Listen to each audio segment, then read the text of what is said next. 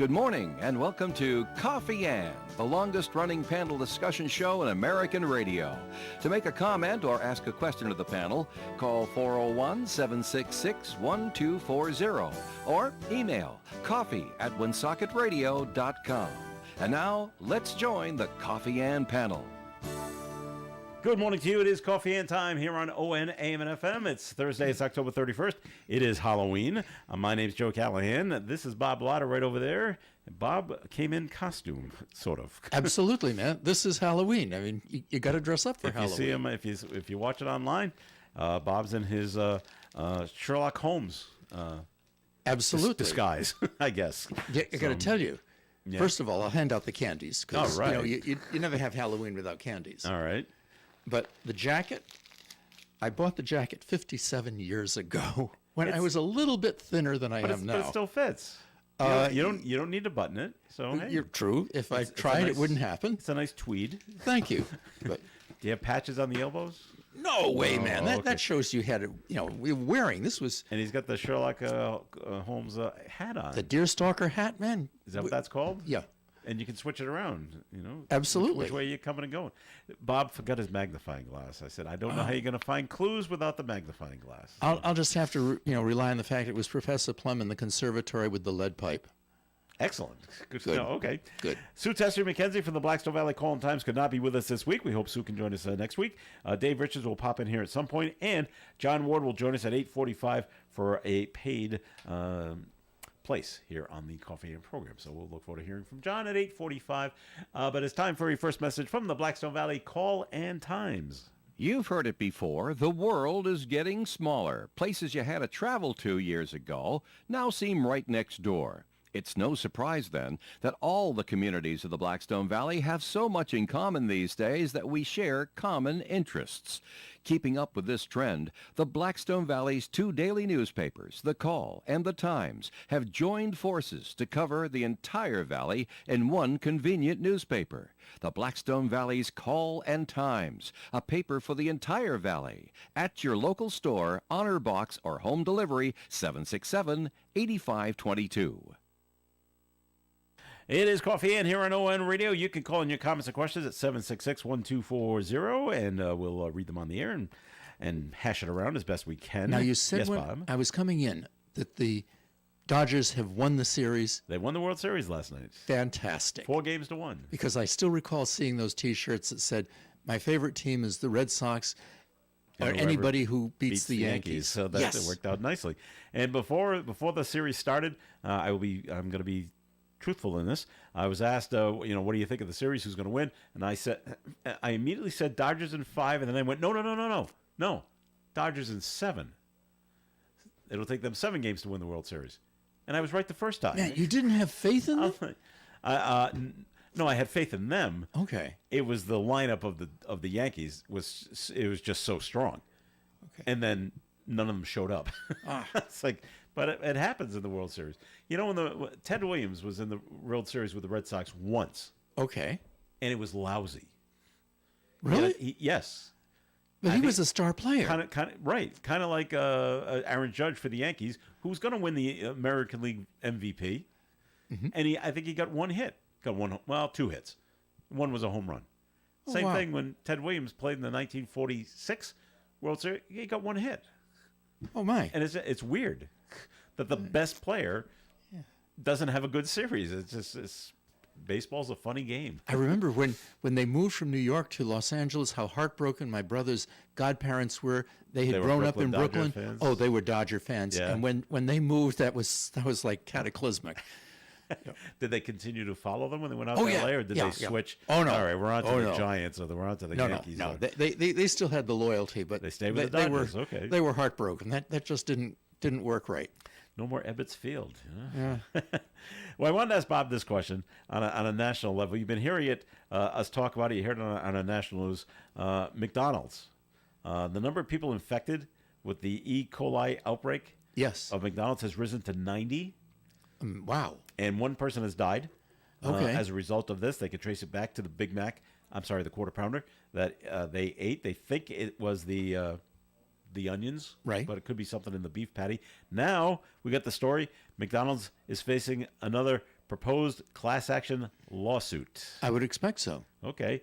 The new lawsuit, which was filed on Tuesday, is now the third the fast food company faces after contaminated onions in its quarter pounders left 90 people sick and one person dead. The latest complaint alleges McDonald's failed to properly disclose that there was a risk of E. coli associated with its menu items. Well, why would you disclose that? I would have thought it was more along the lines of you had a product that you offered to the public that was dangerous in some way. Yeah. And you should have taken greater care in preparing the food or overseeing what was coming into your product so that, although I understood that the onions were raw, so that you wouldn't necessarily be cooking them. Right. But, For my fast food days, you did not heat the onions. okay. They just came in and they were sliced up, and you put them on the burgers and sent them on their way. You didn't. There were things you did not put in the microwave to heat them up: mayonnaise, lettuce, tomato, onions, pickles. They didn't. Okay. You didn't heat those. You heat meat. Mm-hmm. You heated the cheese. Right. You heated the bacon. That's about it. So anyway, the lawsuit seeks $5 million in damages for customers across the country who purchased contaminated burgers. Now, 5 billion, not million. 5 with an M. Right. 5 million, that's all? dollars. Yeah. Oh, I'm surprised. It makes you wonder then, how many people have to get sick before McDonald's or anybody, any fast food or any restaurant, has to put out a warning that, hey, there might be an issue? Well, I think in the McDonald's case, they weren't aware of the issue until the number of people who were making the complaints came to their attention. Well, right. If you have one or two people who don't say, I was made ill by virtue of having consumed this particular product, then the person who's purveying the product to the public probably doesn't know there's anything wrong with it. Well, So- you would assume no. You didn't hear too much about it, but if you eat it, boar's head, lunch meats, you get it at the deli. That was about 2 or 3 weeks ago, They had wasn't the it? same thing. All right. Contaminated beef down in Virginia, I think. And they were having issues. I think someone died in that as well. And yet I still see it sold at supermarkets. I tend to stay away from boar's head just because it's a little more expensive than all the others. Maybe because it's that much better, but I don't know. I don't do the shopping at I'm home. I rely on my wife, and You don't even go with her and push the carriage around? my wife does it all over the internet. She doesn't push Food the carriage shopping? around anymore either. Oh, wow. Okay. She puts in an order, it gets delivered to the house. It's great. You should ask her, are you buying boar's head or not? Because there might be an issue. Maybe All she's right. just trying to get rid of me on the sly and Well, didn't tell me. You never know. All right. For those yes. listeners who are my age or even older, and that's hard to believe, back in the 1940s and 50s, there was Lavaroni's Market. It was down on Main Street, and it was in the location which is now the parking lot for Chan's across from their restaurant. Lavaroni's used to deliver. You would order over the telephone, or you'd go into the store. They were way ahead of time. Huh? They were way ahead of time. They'd send it out and deliver it to you. Same day? I imagine so. Yeah. Wow. Okay. I just know of the process. I wasn't there overseeing the process. Well, it is Halloween. Yes. Today is Halloween, so be ready. You know, the little ones will be coming. It's going to be such a nice day and such good weather tonight. You're probably going to see, if you get a lot of kids, you can probably see a lot more kids. Well, I figured in this outfit, I could go door to door. Scare them away. I'm not going to try and scare the little guys away. I like that part. We See, get we had the story yesterday of when you should stop. Well, there's a survey out of when kids should stop trick-or-treating, Bob. Yes. And the age is 13 and a half. You haven't seen 13 and a half in quite a while, Bob. now. Do I have to ask them for a birth certificate, or do I just go on visuals? I'm talking about you going door to door. They might be asking you for your ID.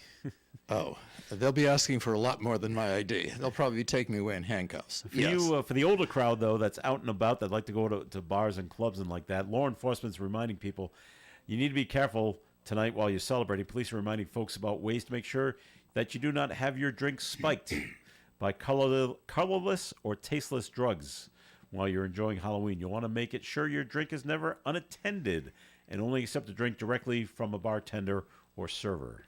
I would expect that's true all the time nowadays. It is, but a lot more people celebrating. All right. A lot more people out that maybe don't go out every weekend, let's say, to have drinks. Now, it's a Halloween, it's a special event, so the people, the predators are out there looking for the novices. Okay. And how to the ones that are leaving their drink unattended and things like that. So, sorry, golly. the bad guys are out there, Bob, and it's a shame. What are you going to be doing this Halloween? Well, I'll pass out the candy tonight. Great. We get maybe because I live on a main road, kind of like Park Ave here. Right. We don't get very many kids. Oh, wow. So maybe if we get 5, that's a big night. Oh, geez. Yeah.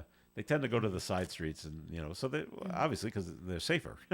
So I understand it. So. We get about 175 last year, which was great. Wow. Little guys all in costumes. And, Oh yeah. And the parents, in most cases, the parents are coming along with them so that they're safe and secure.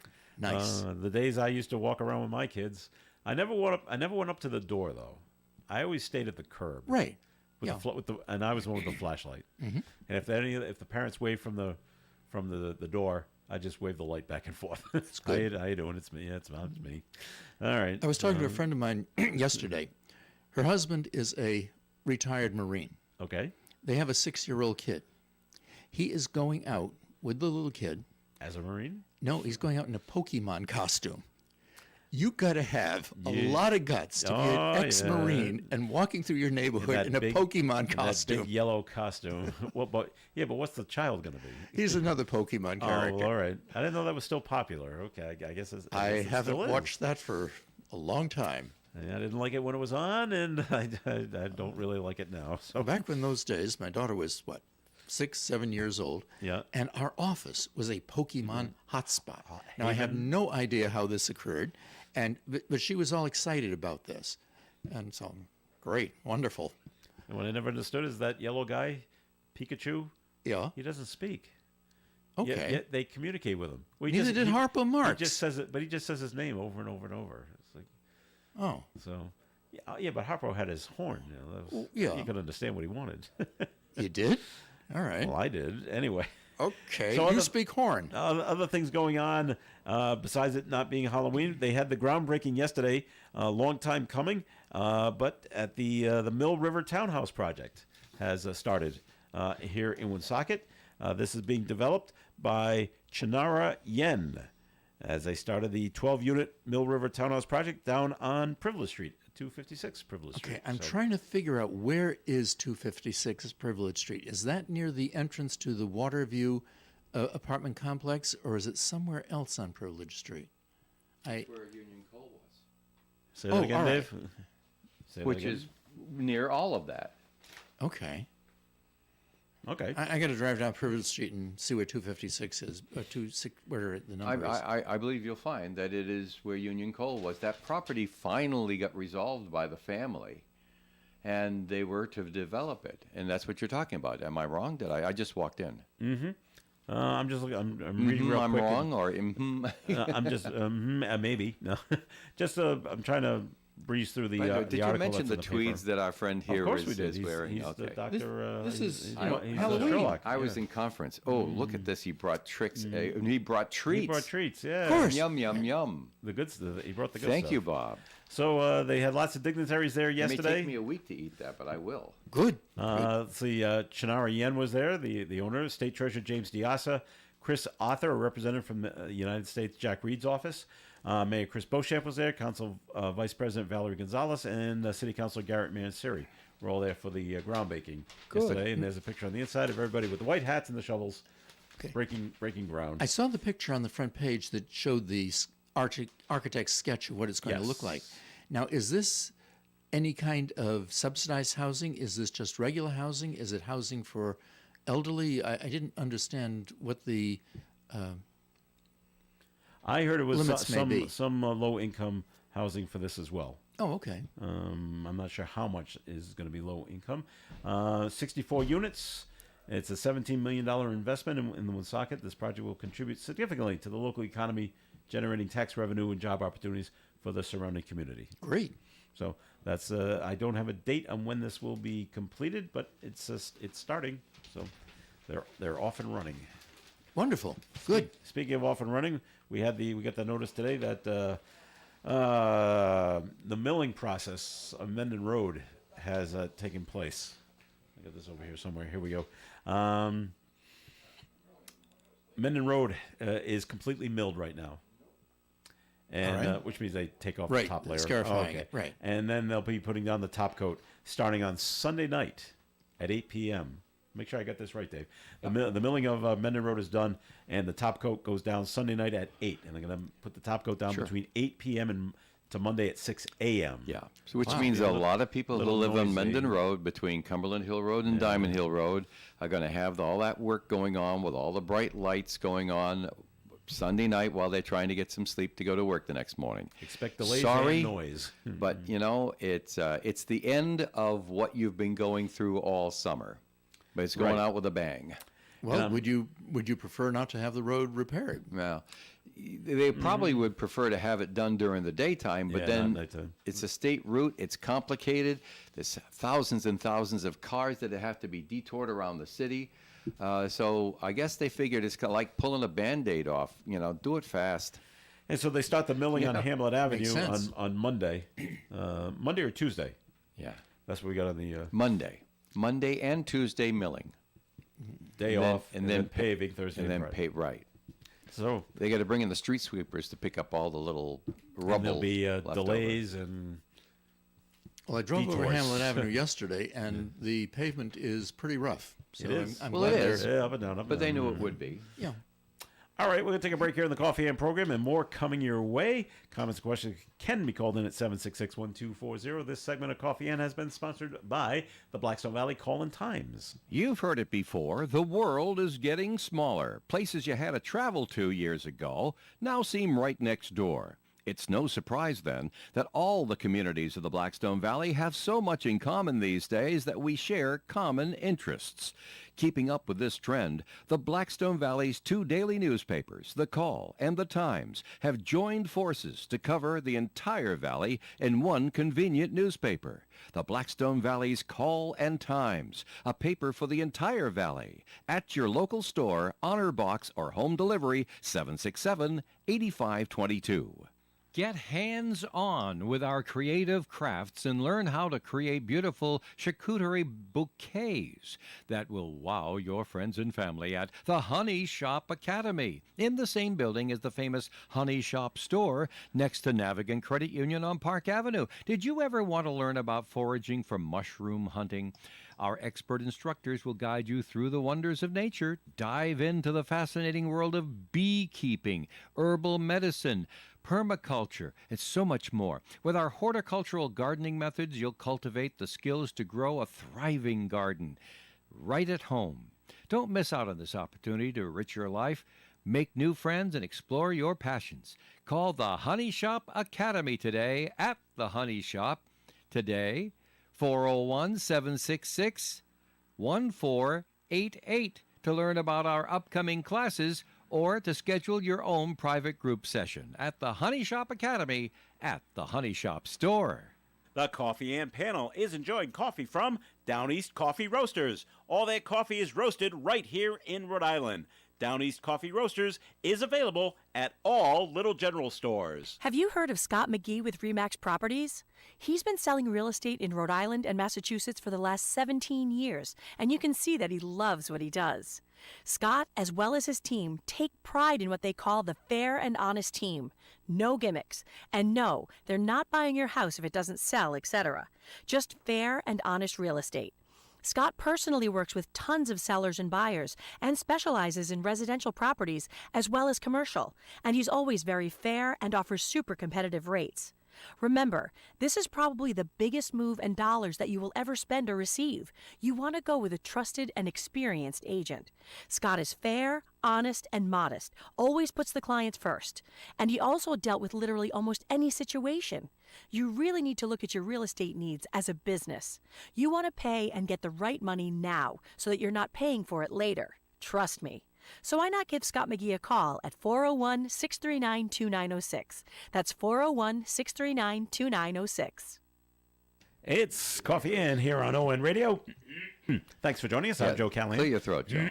Thank you. All right, that's Dave Richards over there. I am. Bob Lauder's right over there. Hello, nice to have you both here. Well, they had a little Sherlock Holmes. That's right. They had a little excitement. Gary over Smith at, walked in a little early, saw Bob on the monitor, and says, "What's Sherlock Holmes doing in the studio?" He's looking for clues. Yeah, he is. Okay. Little excitement over at Bryant University. Really? Well, they had to evacuate a building. Oh, that's right. That's right. There There's was some a chemical spill. Small chemical spill. They won't tell us what the chemicals were, Right. but they said it was a hazmat It's a situation. trade circuit They secret. said, okay, everybody out. No one was in the classroom, although I don't know how they figured out that there was a spill. But they said everybody out of the building, just in an abundance of caution. Good. And It depends there on we what go. you Good call that they hazardous took materials, the, too. uh, I mean, yeah, everybody's got their precautions. own list. And in some states, like California, everything is on the list. Mother's milk is on the hazmat list because that's just the way they got to be. But no one was harmed in the evacuation part, so that was good. And I'm sure they were let back into the building after they figured out everything's just fine. Right. It's got to be neutralized. So things that just won't go away, and it's this guy down at TF Green Airport. He was fired, Bob, I saw that. because they said it's because of gross misconduct, and they're alleging that he was basically telling prospective employees That's right. They got vacancies. not to bother, And they go to hire somebody, and he Don't bother calls them up coming. and says, oh, You you don't don't wanna want to work work here. allegedly. And they're very understaffed. So he was picking up extra shifts Dig this. and making a ton of money in overtime. In 1 year, he got $52,000 in overtime. That's just overtime on top of his regular pay. So they look into this and they said, "Hey, we see what's going on, so you're fired." Now, but this man, Lieutenant Steve Parent, is also the head of the union down there, and so he got his buddies together and says, "We're going to fight this," right. because he says the Union firing is better illegal. back me on this thing. Yeah, there is a. Ain't coming out of my pocket. Well, he's not the union president. He works for the He's a leader yes in the union. But the union president, Michael McDonald, said there's zero truth to the accusations. Of course. And they said the firing was illegal. I would think that the airport is going to have to prove the allegations. Right. I'm sure Bring they in will. people who allegedly were denied or were Told. dissuaded Yeah, from did you taking get the a phone jobs there. call? And I'm sure they have these people that will testify, I guess, saying, "Oh yeah, yeah." Well, I'm sure the I got a airport call corporation or- is or satisfied email. themselves that they have the goods on them, and they will have to persuade others. I think we'd have to see what the evidence actually is. He's such a good lawyer, Dave. You know. He is. I know he's right on the line. Doesn't want to sway anyway yet. Well, no, No, gotta- not yet. gotta see the let's, facts, Let's right? see what the facts are. All right. The time to sway is during the trial. That's right. But who's got the tougher job here? The airport or the defense? I would think the airport has the tougher job because they're going to have to bring in people that testify as to the fact that they were dissuaded from getting the job. And I would think that the defense will have the opportunity to cross-examine them, see what their position is on the entire allegations. There Would may you have been other anticipate reasons. a free speech defense? He can say anything he wants to a private person? I think it would go beyond that. I think that they're going to have to prove that he deliberately acted to try and dissuade people to take the jobs. Because the job openings were available, so they're going to have to prove something that he did that dissuaded them beyond free speech of just saying, working here is a terrible place to work. I think there'll have to be some degree of malevolence in what he's saying. I wonder if there's a paper trail. I wonder if there's any emails. I wonder if there's any text messages that he sent off to these people to try to dissuade them, if there are any. I mean, there might not be. I have no idea. I know because you're I not. I haven't been involved in making an application for somebody to hire me for 50 years, and when I've advertised and asked for people to consider working with me, it's been entirely different. Yeah. Yeah. All right. Election day is Tuesday, Bob. Do you normally vote on election day, or do you like to vote early? My wife and my daughter have both voted early. I Okay, prefer you? to vote on election day, Okay. just because. Dave is like that too. Yeah. Well, among other things, I get to meet some of my neighbors because sometimes my neighbors are carrying signs, the legal distance away from the polling place. Okay. And it's nice to talk to them and get friendly again. And somehow I wait until the final day to not that I haven't made my decisions, but actually put my decisions in writing. Do you I like have to- made my decisions. Do you like to vote early in the morning, or do you prefer, whenever it's most convenient? Usually early in the morning, Try to because get it that out is of the the way. most convenient. For you, okay, all right. And So the the polling answer is place yes is on both located counts. Yes. about 500 feet away from my office building. It's at the Harris School. Wow, how and so easy is it's, that? yeah, it's real easy. I just It's walk a over vigorous there. walk. Yeah, All right. So- Do you know the poll workers when you go in? not usually, no. Neither do I when I go to mine. It's like, But I present my ID, and they say, "Okay, here's your ballot. Go fill it out." I've usually made my decisions ahead of time, so I'm not standing there reading the entire bond questions over again and there's seeing a lot to the read this details time on them. around. Do you bring a sheet of paper with you with like crib notes and say, 1, yes, 2, yes, 3, no? And you just, On the bond 'Cause I've issues, done- yes. 'cause On the I've done that. on the live candidates, I No, have no, them no, in my not mind. on the I mean for the questions. Right. Especially if there's a lot. I And there bring are a my lot my this year. sheet We of have not paper. only the state ones, but we have the city ones as well here in Woonsocket. Okay. So It's a little better for me in Massachusetts. I have no local questions, and I only have the 5 state questions. So Jeez, it's he's not- getting it's not off a lot. scot-free. I am Sure is. getting off pretty easy. He's stealing the money time this around. time. Yet I don't have to show my ID in Massachusetts. To vote. you don't? It's so bizarre. And You just walk in and say, "I'm Joe Callahan." Well, no. The first thing they ask is, first you got to go to the right precinct. The first Okay. thing they ask is your address, All right. and then they look, and they get to the street, and then they say the number. No, first they said the street first, and then the number, and then your name, and they go check. Okay, so if I get down there at crack of dawn, You could vote as me. I could vote as you. Yes. Well, since it doesn't open at 8, but yes, you could. Whoa. They've done it a little bit because it used to be like really big books. Right. I think it's all done on an iPad now. Yeah. So they scroll, and electronically check you off. Because when they had the big books, and if you were, and I've said this before, if I was devious enough, and if you stand there and just look down, and you could read upside down. I can people read have- upside Some down. people have this talent, He's got that talent. and you He's can an you- amazing you, man. You just look down and say, "I can come," and you can see who has voted, and who not voted. Say, "I can come back in a couple hours and be that person." Because they don't ask for an ID in Massachusetts, and Boy, oh I boy, I'm really don't surprised understand that. Massachusetts would be this liberal. I know, and usually You noticed the word liberal. Yes, I did. When Okay. when you look up the word liberal in the dictionary, It has Massachusetts. Massachusetts and California, so it can Okay. be bi-coastal. Well, we had the story, Bob, that the latest poll for Massachusetts, just mass voters, has Kamala Harris leading by 3-1, 2-1, 2-1. 2-1 in Massachusetts already. Why did they bother to take the poll in Massachusetts It's alone? like, it's like 69 to 33. But something well, like they that. took a poll on many questions, And that happened to be one of and them. some of the questions had to do with the referenda. All Yeah. right. So, All right. So yeah, and that's why Republicans don't come and canvass in Massachusetts because there's just no reason to. Right. We already Nor know. in Rhode Island. Oh, that's right. Okay.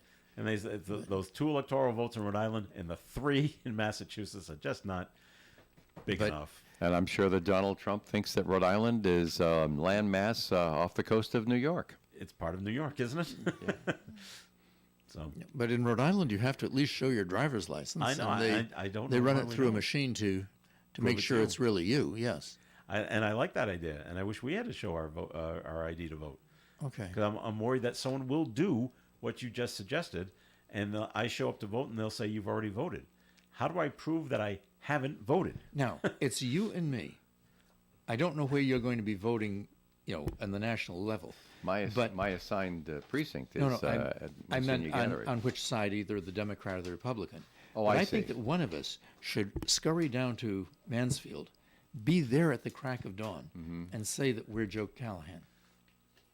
I'm on the air at Oh, that that's time. right. yeah. Oh, you were on the. Oh, Well, right. there's a few things you Okay. got to know ahead of time, So Bob. it's got to be you, because I'm on the air. First of all, you got to know where to go. Uh-oh. You got to know my address so you know which precinct to go to. Yeah. And you got to know my home address with number, and you don't know it. I'm doomed. So yeah. And I'd So if you probably go get there and- arrested. If you go there and you start guessing, Yeah, that's right. No, try 23. No. All right. Well, wait a minute. No, I was totally wrong. It was that's right. 32. That's not right. That was last year's address. Right. And I end up in jail. And Oh, of course you could, and there's yeah. a very nice police officer standing at the polling place that they could go, sir, let's come have a talk with this man right over here. Yeah, right. I think you want to talk to Okay, him. I got to plan out my So, yeah, criminal that- activities a that's lot not- more in advance. Yeah, that's not going to work. We're going to take a break here in the Coffee and program, and more coming your way. Don't remember, John Ward will be showing up at 8:45 today. Great. For a paid appearance. It's time for the forecast being brought to you by Indeed.com. Increasing clouds today with a high of 79 degrees and a breeze from the west. Tonight, mostly cloudy skies with an overnight low of 62 degrees. Friday's weather mostly sunny and 77 but breezy from the southwest up to 30 miles per hour. Saturday, sunshine and high of 56 degrees. Sunday, mostly sunny and 55. Monday, partly sunny and 53. Tuesday, a tiny chance of a shower, mostly cloudy skies, high of 64. And Wednesday, partly sunny and 72. Outside the Navigant Credit Union broadcast studio on the corner of Park Ave and Kennedy Street, sunny skies. We're almost at 60 degrees, 59.5. Looking for quality candidates this year? Look no further than Indeed. Their video interview tool takes the hassle out of virtual hiring. Visit Indeed.com/credit. Krakow Deli Bakery Smokehouse offers authentic homemade Polish food to make your next meal special. Try our many varieties of hot and fresh pierogies with onions and what they call dirty sour cream. Or pick up golubki, kielbasa, babkas, or some fresh rye bread. We also offer a large selection of specialty and imported foods. Open Tuesdays, Thursdays, and Fridays, 9 in the morning till 6 p.m., Wednesdays, 9 a.m. to 5 p.m., Saturdays from 8 to 5 p.m. It's Krakow Deli Bakery Smokehouse. Follow us on Facebook and learn about our weekly specials. Located at 855 Social Street, Woonsocket, Krakow Deli Bakery Smokehouse has all the authentic Polish foods you love. Woonsocket City Councilor Dan Gendron has served Woonsocket well for years. When Woonsocket needed to replace an antiquated water plant for clean, safe drinking water, Dan did his part to see our new water treatment plant built and become the envy of the state. As council president, Dan saw his duty and did it, working as our mayor when the office was vacant and refusing to take the salary. Later, seeing a vacancy on the council, Dan won the special election to fill the vacant council seat. Now, with 5 of the 7 city councilors not running for re-election, Dan knows Woonsocket will need someone of his experience, dedication, and love of his city to stay on the city council. Whenever he's seen the need, Dan Gendron has stepped up and done what Woonsocket needed to have done. Now it's your turn. Vote for Dan Gendron for City Council. Paid for by friends of Daniel M. Gendron. Lou Mandeville here to tell you the only place to get your local high school and college scores, as well as the Pats, Bruins, Celtics, and Sox is on My Morning Sports Reports. And they are right here on ON 1240, Monday through Friday on the Morning Fun Show. It is Coffee and here on ONAM and FM. Thanks for joining us. Joe Callahan here with Dave Richards and Bob Lauder. And Bob, time for a first message from your law office, please. Thank you. Good morning. This is Attorney Bob Lauder. In anticipation of the preparation of my commercials this morning, my assistant said, why not talk about Halloween? A good suggestion, but one which resulted in lots of cases which took place on Halloween, mostly criminal acts, and had very little to do with the holiday traditions. However, I found several which have a peripheral contact with the holiday. The first is the case of Don Post Studios versus Cinema Secrets. The case involved a claim to copyright of a mask originally featured in a 1978 movie entitled Halloween. Don Post Studios created the mask used in the film, but did not copyright the creation. 10 years later, Don Post began marketing a mask which had a strong resemblance to the mask used in the movie. In 1999, another 11 years after the sale of the Don Post masks, the defendant, Cinema Secrets, received from the filmmaker a non-exclusive license to produce a version of the mask used in the movie. The mask was not absolutely identical to either the Don Post mask nor the mask used in the movie, but exhibited a strong resemblance to the movie mask. Don Post sued Cinema Secrets, claiming that the mask being sold by Cinema Secrets was not the mask worn in the movie, but rather the mask being sold by Don Post. As the federal court noted, the ultimate factual issue was who copied which mask from whom, and if so, when did the copyright of the mask take place. The federal court for the Eastern District of Pennsylvania reviewed the case in 2000. The court ruled that in order to prove the copyright infringement, the plaintiff must, first, prove ownership of a valid copyright, and second, the copywriting thereof by the alleged infringer. In this particular case, the claim of the plaintiff failed for two reasons. First, the plaintiff had never procured a valid copyright for the mask it created. And second, the defendant had created its mask independently of the plaintiff's product, and thus the plaintiff could not prove infringement. If you think my office may be of assistance to you in legal matters, please call me for an appointment. My name is Bob Lauder, and my telephone number is 762-4550. And the disclaimer: the Supreme Court of Rhode Island licenses all attorneys in the general practice of law. The court does not license to certify any attorney. It's an expert or specialist in any field of practice. Thank you. All right, Can I follow up on that? Oh, I got a Joe's follow-up got a question, too. follow-up. Okay. The defendant, Right. did he or did they advertise the mask as A, either the Halloween mask, or B, the Michael Myers mask? That's the character in the movie. Right. I don't have that in the section of the state of the decision that I saw. It was just that the mask had a really strong resemblance to the Mike Myers mask that was Okay. worn in the movie. So I'm thinking if they didn't market it that way, then they should win. They won anyway, but okay. But- your question, Dave? But no, what I was confused about is that there's a third party here, the production company that owns the rights to the motion picture. They, when they produce and distribute a movie, have certain rights to what's in the movie. Now, they should, under good business practices, go the further step of seeking copyright protection for the individual costumes and likenesses and things like that. That's usually done under trademark, not under copyright. But when you manufacture a movie, just like this radio show is manufactured by this company and broadcast to the public, all we have to do is say that it's copyright, and it is de facto copyright. We can go the extra step of sending a copy of it to the Library of Congress and seeking copyright protection and stuff like that, but that's seldom done. But there already are rights of the producer of the movie. Well, I in imagine this case, but they weren't even movie, part of the suit. The movie was copyrighted in the sense that it was sent to the Library of Congress. They got a copyright on it. But the movie producers had given the non-exclusive license to this secondary company that was making the mask. Don Post. Okay. Yeah. No, Don Post was the first one. Cinema Secrets. Oh, okay. Cinema Secrets. And then Cinema Secrets made a mask which was very similar to the mask used in the movie. It wasn't the movie producers who were suing Cinema Secrets. No, it they were not in that suit. Right. It was the creator of the original mask, and the creator of the original mask had not copyrighted it. I see. The company that had purchased the mask from him and used it in the studio had copyrighted the film, but that didn't go back to the original developer of the mask that itself. makes total sense, because they were hired as a contractor to develop and produce a mask that they could use. This is quite common, done all the time. And so they got paid for their work. And now that mask is the property of the people who made the movie. All right, Bob. Unless the guy who made it for them also copyrighted it, which would affect what he would have gotten paid for it. Little Halloween movie trivia for you, Bob. I don't know if you've Sure. seen the movie. The mask. Who was the mask really of?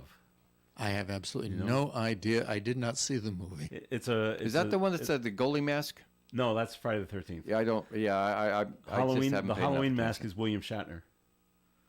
Oh, really? William Shatner is the Shatner from face on the Halloween Well, mask? they took a William Shatner mask. I'm sure they paid William Shatner because he's never involved in these lawsuits, and they whited it out. Right. So it didn't really look like him, but it's his mask that they used. Is that so? Yeah. I gotta track down this movie and watch it. It's kind of grisly. Okay. But if you want, you won't be able to tell that it's William Shatner's face. Because I remember seeing the mask you're talking about, and I never said, "Oh, hey, there's Bill Shatner." That's right. No, Star Trek. I never did. You won't say it when you see it. You just go. It's just a kind of a blank Okay. face. So there you go. Yeah, the hockey mask is from Friday It's, the okay, 13th. it's another one. Gotcha. Now, who's the Freddy Krueger mask? He's his own person. That's from A Nightmare on Elm Street. Okay. And that's just prosthetic embellishment of his own features. Oh, okay. He's the one with the razor blades on his fingers. I thought that was Edward Makes it Scissorhands. tough to hold a pen, I understand. Well, that is Edward Scissorhands. Edward Scissorhands has scissors for hands. Okay. That's more of a Christmas movie. That's not A Christmas Halloween. movie is a guy with scissors on his Will he hands? open up the presents? You have to see the movie to realize why it's a Christmas movie. Okay. Yeah. What happened to White Christmas? I mean, Hey, that top It the was, Big charts number, Crosby. it was today. number one on this Rosemary date in Clooney, 1942. That's right. So they're expecting record crowds in Salem today because it's a beautiful weather. Yeah. Which is going to bring out more people. And a little Right. extra smoke out there, but then it's not going to... They The mayor says they're going to beat last year's record Of crowds, yeah. More than 1.2 million, million was it? people. Yeah. You're coming into the town for one day. okay, now I've been to Salem years ago with my daughter, not on Halloween, and it Don't was go my on recollection that there was, you can visit the House of Seven Gables, and Yes. but I can't recall any other tourist attraction. Well, there's a lot. There are? Yeah. There are now, and they've played it up. But they're not really there for the I mean, tourist attractions, Bob. It's kind of like Daytona and Bike Week. They complain like the dickens, but they make a lot of money at it. It's the restaurants and the bars do a killing Oh, yeah. on this day. Mostly the bars. Okay. Right. And yeah, Great. some people will go to see the House of the Seven Gables. You can go see the Or the statue of Elizabeth Elizabeth Montgomery Montgomery is as, you know, you can see the witch trials, Yeah, right. reenactments, kind of thing. So there's a lot to do there. But if it's a nighttime festivities when most people are going to be there, Right. they're there to party and have a good time. Okay. And be generally drunk And and what's- disorderly. And they always tell you, and I read it earlier. There's only 4,000 public parking spaces in the entire city. For 1.2 people, 1.2 2 million. that are coming. They say, please, Maybe please, 1.3. please use the T. I would think that Woonsocket ought to try and capitalize on some of our past history. We had the Cream Puff murders. I mean, that should get people here to Woonsocket. The Green Bob, I- Puff murders? Cream Puff Cream murders. puff murders. I don't remember. They took this place, one. back in the last century, sometime I think around the time of World War I. Poisoned cream puffs were mailed to somebody. The individual died. Wow. They ever catch the person? Yes, yes, they Wow. did. But we were involved in exciting things. Well, I guess so. Okay.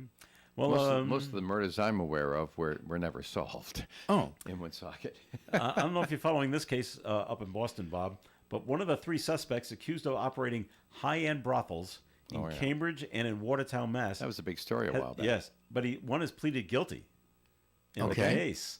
Well, they got him nailed. They got his cell phone with 2,800 contacts, and they're all people in that whole case. Jimmy Young Lee admits that he was paid around $8,000 a month to manage the roster of women working as prostitutes and the men paying them for sex. You can just imagine what his cell phone bill was. He's got to get paid good. Prosecutors in Boston federal court indicated that the brothel cell phone found in Lee's apartment, like Dave said, In had Dedham. 2,800 different contacts. Wow. Lee pleaded guilty to conspiracy to run a prostitution network and money laundering conspiracy. Now that they got a guilty plea out of this guy, what about the other two? Do you think they'll just follow?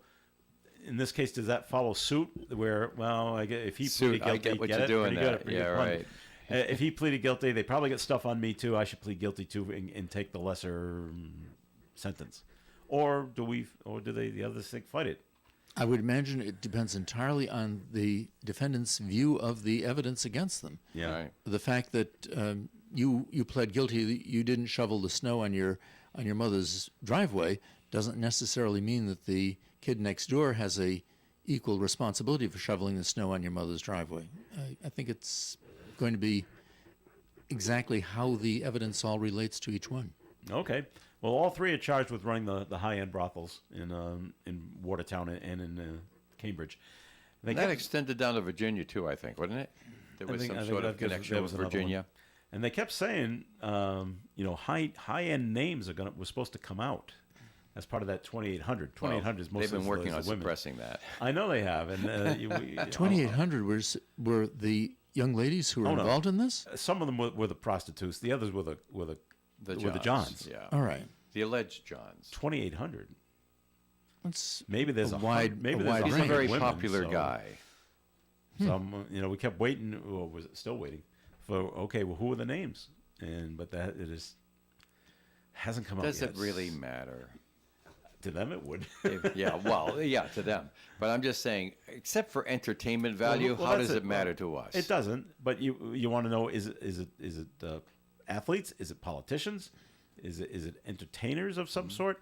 And especially if it's a politician, it would probably ruin their political career. Well, it wouldn't help it. Well, I don't know. I don't know. You never I know. mean, you look at Mr. Cianci got that felony conviction got him But back in office. it wasn't prostitution, though. No, it wasn't. That's All right, we got to take a wasn't break. Robert We gotta F. bring- Kennedy Jr. He had the whale on the roof of the car. He left the dead bear in Central Park. He claimed that didn't seem to affect any of his. It's not prostitution. Complete. That's over here. We're opposed to everything else is over here. We got to run because we got to get John Ward in here for his spot. So time for a second message from the attorney Bob Lauder. Thank you. Good morning. This is Attorney Bob Lauder. The second Halloween case I'd like to discuss with you this morning is that of Crazy Willie's, Inc. versus the Valley Forge Insurance Company. It was decided in the District Court for the District of Colorado in 2015. In the Crazy Willie's case, I hope I can read this through without laughing over the names, the plaintiff operated a Halloween merchandise retail chain. Crazy Willie's entered into an agreement with another Halloween merchandiser, known as Jack Halloween, to provide Jack particular merchandise in return for periodic payments by Jack. Jack also entered into a similar agreement with a third merchant, Morris Costumes. The Halloween merchandise sales during 2011 were less than spooktacular, and Jack commingled all of the merchandise acquired from Crazy and Morris, along with its own, into storage trailers. About a year later, Morris retrieved its inventory and told Crazy that he could come to the trailer and pick up his inventory. Crazy viewed the commingling of the inventories as a breach of the original contract with Jack and brought litigation against the various parties. When the merchandise was not returned to Crazy, it filed a claim with the insurance company, Valley Forge, seeking financial compensation for theft of the items. The insurance company denied the claim, and Crazy filed litigation in the Federal District Court of Colorado, claiming that Valley Forge had breached its contract with Crazy by not paying for the merchandise which Crazy lost. In reviewing the claim, the court ruled that at the time of the alleged loss, Crazy did not own the property because it had sold the property to Jack Halloween before the date of the loss. It was not a case wherein Jack sold the merchandise upon behalf of Crazy, but rather an agreement whereby Jack acquired ownership of the merchandise and was paying Crazy for the purchase price over a period of time. Crazy was entitled to claim that Jack had breached the contract and failed to pay Crazy, but inasmuch as Crazy did not own the merchandise, Valley Forge had not breached its contract when it refused to pay Crazy, inasmuch as Crazy had not retained ownership of the merchandise, and it was not an asset covered under the provisions of the insurance policy of Valley Forge. That's one crazy trial. I think it's aptly named. Yes. If you think my office may be assistant to you in legal matters, please call me for an appointment. My name is Bob Lauder. My telephone number is 762-4550. The disclaimer: the Supreme Court of Rhode Island licenses all attorneys in the general practice of law. The court does not license or certify any attorney as an expert or specialist in any field of practice. Thank you. I agree. It's good to see you this morning. Crazy Willie is wrong. He gets nothing. He gets nothing. He gets nothing and likes it. For an Allstate agent, providing protection options that fit your life is something they take, well, personally. Allstate agents are committed to learning about your needs and helping customize protection to meet them. From bundling your home and auto insurance with ease to evaluating optional coverage, your Allstate agent can help build an insurance proposal that fits your life. And just as important as learning what you need is learning what you don't. Because helping you get coverage you want with savings you deserve is what Allstate is all about. It's time to get coverage that's catered to you. Are you in good hands? Call Kara and Celeste Benjamin at the Benjamin Agency. One agency, two locations in North Smithfield and Bellingham. One telephone number, 765-5000. Subject to terms, conditions, and availability. Allstate Fire and Casualty Insurance Company and Allstate Property and Casualty Insurance Company and affiliates, Northbrook, Illinois. It is now time to talk about Chan's Fine Oriental Dining on Main Street in Woonsocket. Got another email from John Chan. Says, "Hi, Dave. Celebrate Halloween weekend at Chan's. On the 31st, that's today, friends, the Deep River Acoustic Band at 7 o'clock tonight. $10 in advance, $15 at the door. Features the soulful vocals of Alec Anto Benedetto and friends from the Peach Eaters Band. Then tomorrow, the 1st of November, Quinn Sullivan, 8 p.m. $40 in advance, $45 at the door. The amazing young lions of blues guitar, Quinn Sullivan, is blues legend Buddy Guy's protege. And on Saturday the 2nd, Bear Dogs at 8 p.m., very popular local favorite. $10 in advance, $15 at the door, features the dynamic Susie Brothers duo. That's Spencer and Peter Susie. There to entertain you at Chan's. And oh, by the way, they get great food too at Chan's, 267 Main Street in Woonsocket. It's Coffee Ann here on ON Radio. Thanks for joining us. Joe Callahan here with Bob Lauder, Dave Richards, and we're being joined by candidate for mayor. That would be John Ward. Here again. This segment paid for by friends of John Ward. And you get your opening statement like Mr. Ward did. If you want to talk about Crazy Willie, go ahead. No, that's all right. That's just as I was talking off the air. It's about walking in here yesterday talking about high heel savings and today coming in and talking about crazy court cases. I can't wait for tomorrow. It's a pleasure to be here, and I'm here just to remind people about the upcoming election. You can vote early today in 78-degree weather. And tomorrow and Monday is still early voting remaining. And, of course, on Tuesday, we'll have people out there, and we hope people will come out to vote. I'm expecting there'll be somewhere around 10 or 11,000 total. So we've had 1,500 maybe that have voted early. We've had another 1,200 that voted that have signed up by mail. About 700 have already been submitted. And I thank anyone who has supported me at that point. And I look forward to Tuesday so we can finish this election. And I hope people will support me to become the next mayor of the city.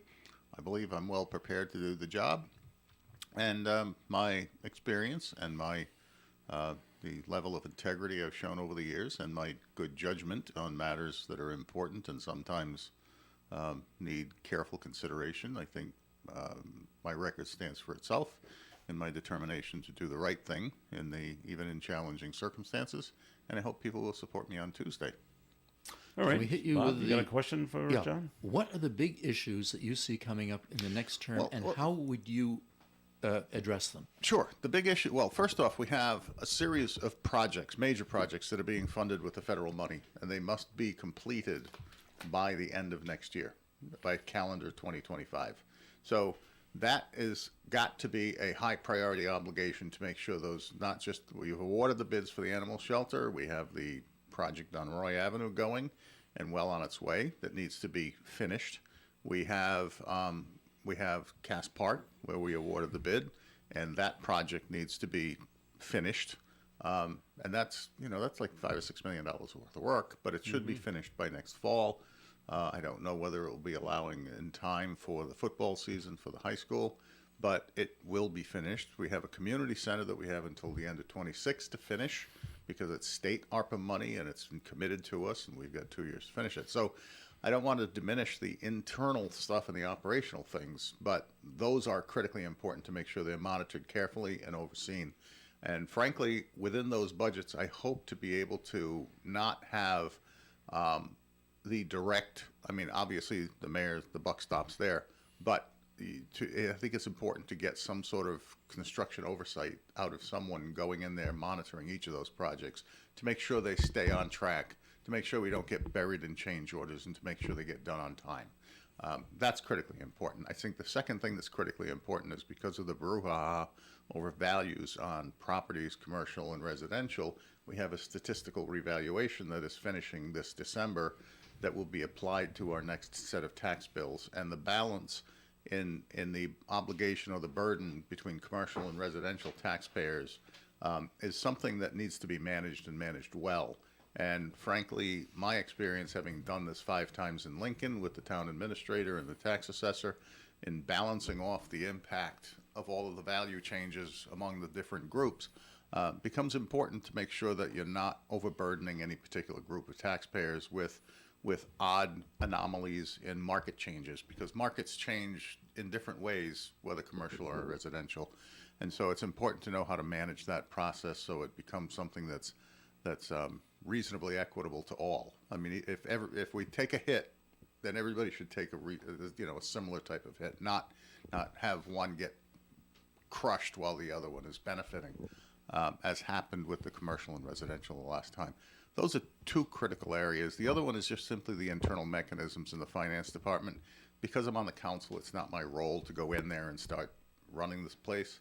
But if I'm the mayor, I can at least sit down with the staff, talk about their structure, their process, check their policies, see what their procedures are, and work on developing procedures that maybe can improve how they do things so that we can catch up, make sure we're staffed up properly to do the job, and get it caught up. It's going to be enough just to get it caught up to where we can have timely audits again and not be buried under the challenge of not getting things done or not having information available.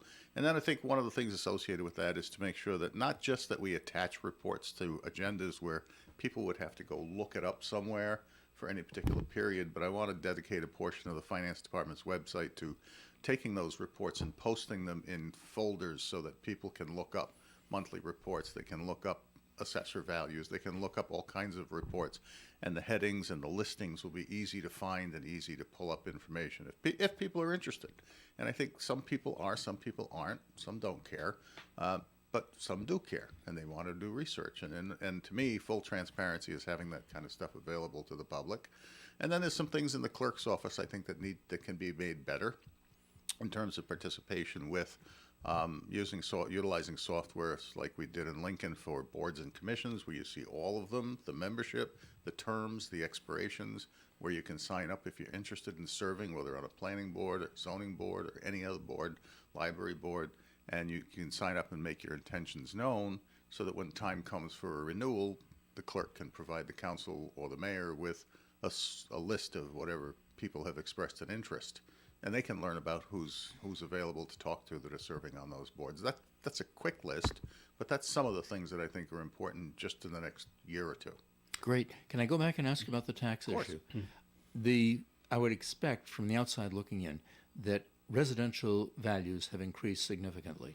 I'm not sure that commercial values have increased in the same dramatic way. That's exactly correct, and that's why economic development becomes an important feature that has to be focused on.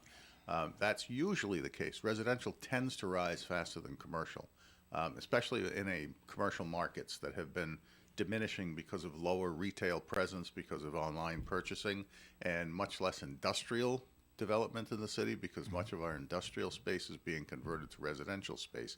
And then there's a difference in Woonsocket between the residential property and the commercial residential property, the big apartment complexes that are out there. That they were the ones that the 6 units up got whacked with really higher values. And I got to tell you, just based on what you read in the paper about sales, those same large multi-family housing units are selling at enormous prices, as well as single-family residential properties going up quite substantially. But again, it's a question of the percentages and the ratios. So if everybody goes up 10%, everybody's going up pretty much the same way. Now, I know if residential goes up now 10 to 15%, commercial will probably only go up by about 4 or 5%, because that's just the way it's been happening in the market for the last 20 years, quite frankly. But a lot of the residential properties are not being sold. That's so an true. individual who owns a property on X street and last year had a valuation of, say, $300,000, and this year has a valuation of $500,000, is going to have a significant cash increase in the amount of money they're paying in taxes. But that would mean usually if all of the values go up, the rates come down, because the premise of it all is about covering the tax levy. So first, it's about how much we need to spend to operate the city, and then the levy is set, and that may have an increase based on just simply time and costs going up, but it's that levy that we take those values sort of as a way to cut up the pie, is really what it comes down to. And everybody has their own share or tiny slice of the pie. So if the values are rising, well, the amount of the size of the pie hasn't changed. It becomes simply that in order to cut your slice at your value, the rate will be lower. So, politicians talking about lowering a tax rate doesn't necessarily mean they lowered anything if your values have gone up more than the rate goes down. And so that's the balance you have to strike, is is everybody is simply using the rate times the value is what gets you your share of the burden caused by a tax levy. So it becomes a question of how you control spending to set that levy. And once you do, all you're doing then is taking the values and everybody's getting their slice of the burden. And the rates are adjusted in order to try to make it as equitable as possible. Thank you. All right, It's a puzzle, really, is what it comes down to. we are going to go a few minutes past 9 o'clock, so we can give John his full 15 minutes here. One of the projects that you want to complete, and I just want to, does it need to be completed by the end of next year of 2025? And it's the new elementary school at Barry Field. Yes, that one we've got. Has that even started yet, though? It has. Then the plans are being developed, and as a matter of fact, the plan of the site location was being discussed at the last school building committee meeting, which I've been attending, and they are getting prepared. The design's done. They're going to get down to the construction manager is there, and we now are about to plan for a groundbreaking, and that will be sited. The ground broken. It'll be having an exit on Smithfield Road. They're working with DOT on how to fix that road to make it accommodate everything that'll happen. And they have been listening to the concerns of the people on the committee. And you'll hear about a groundbreaking. You'll hear about that beginning. And they're expecting the schedule right now has it opening sometime in time for the school year of 26-27, not 25-26. All right. Same question then for the new public safety facility. Needs Public to be built by the end of next year? No. Public safety facility is not going to be able to use ARPA funds. So that won't have a deadline. We're going to be in the difficult position now of if we use Boulay Field, it's in a floodplain, which means it's got restrictions on federal funds real quick. And so that's a challenge that has to be overcome if we can overcome it. The second thing is we just had our bond rating withdrawn, which means the availability of borrowing is virtually zero at this point. So we need to get the audits done first. Get that caught up, get ourselves back into the bond game with Moody's anyway. It'll make it more too challenging, I think. We'll get some federal funds that are still available, hopefully state funds available. And when that all comes together, we may have to bond for the balance to do it, and we may have to pick an alternative location. But it is in the works, and it is being talked about and planned and developed for space needs and staffing needs and all of those things. And that should keep going. But it's a question of managing the problems and the hurdles that we'll have to overcome to get there. All right, it's been a quick 15 minutes, so we got to run. But John's going to be with us tomorrow during segment 1 and 2. I will be here, and I want to specifically talk about the people I'm running with, the candidates that are with me, and their history and their backgrounds and their credibility. That makes me want to ask the people to support them. And that'll be the focus of what I talk about tomorrow. Okay. But thank you for the time. One more quick little message to vote Just for you. simply, I urge people to vote. You have that right. It is something that we have as citizens to vote. And as I quoted in one of my commentaries on my website, local government is the closest you will come to democracy. And it is the place where the individual has the biggest say in what government does. And so please don't waste that opportunity you have as a citizen and get out and vote, talk to candidates, challenge us, demand answers, and you're entitled to them. And I'm happy to give them whenever I'm asked, just like I did with Sherlock here. Thank you. Or as I said earlier, Basil. All right, this portion of Coffee has been sponsored by Friends of John Ward. That does it for the show. Thank you very much for listening. Our thanks to Dave Richards, who came in for a few minutes. Thanks again to Sherlock. Bob you. Lauder, you're looking good, by the way. Thank you. Looks good in tweed, doesn't he, John? He looks good. He I like does, the basil. yes. He does look good in tweed. Dapper. Dapper, there you go. And John Ward, thanks for coming in. We'll see you tomorrow. Thank you. All right, this is Joe Callahan. Have a great day, everyone. Stay tuned for Gary Smith and the crew. Do your members at 9:30 here on ON Radio. Broadcasting live and local daily from the Navigant Credit Union broadcast studio at the corner of Park Avenue and Kennedy Street. This is WOON Woonsocket Radio. And now, the news. Woonsocket Public Works Director Stephen D'Agostino